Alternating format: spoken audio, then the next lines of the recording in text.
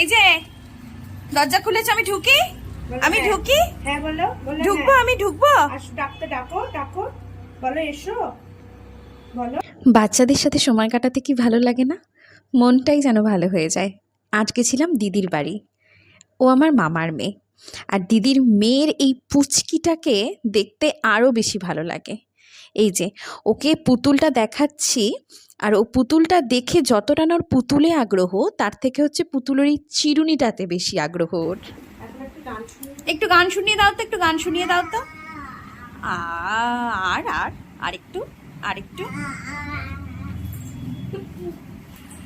এখানে এইখানে দুষ্টু করে না, দুষ্টু করে না। এই যে, এই যে তাকা, এদিকে তাকা। এই দেখ, তাকা, এদিকে তাকা। এই যে, হ্যাঁ ও জানে, বুঝতে পেরেছে, ও বুঝতে পেরেছে। দিয়া ছবি তো কি হচ্ছে? আমাদের মিঠি সোনা কিছুতেই ছবি তুলবে না, তাই ক্যামেরার দিকে কিছুতেই তাকাচ্ছিল না। ওর সাথে সেভাবে আমার কোনো ছবি ভালো উঠেইনি। আর আমরা একটু চাউমিন খাচ্ছিলাম, ওর মনটা ওই দিকে পড়ে আছে, ওকে কখন দেবে। ওর মুখে দুধের থেকে বেশি টেস্টি বোধহয় চাউমিনটা, মানে ছোটদের যেটা হয় আর কি। তবে এই যে আমি আবারও ছবি নেবার চেষ্টা করছিলাম, কিন্তু না, ও একদম রাজি নয়।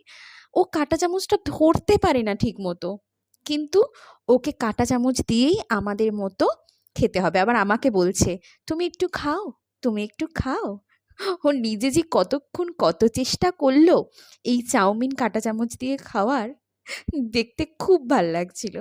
এই যে কোলে নিয়েছি কিছুটা ছবি তোলার জন্য, কিন্তু ওই ক্যামেরার দিকে তাকাবে না। আর আমি যখন দিদির সাথে ছবি তুলছি, ওর সে কি কান্না, ওর মাকে আমি নিয়ে নিচ্ছি কি না। এটা একদম আসার আগের মুহূর্তে যখন আমি চলে আসছি, জোর করে একটু চেষ্টা করছিলাম স্মৃতিগুলো ধরে রাখার। তো আজকের মতো ব্লগটা এখানেই শেষ করছি।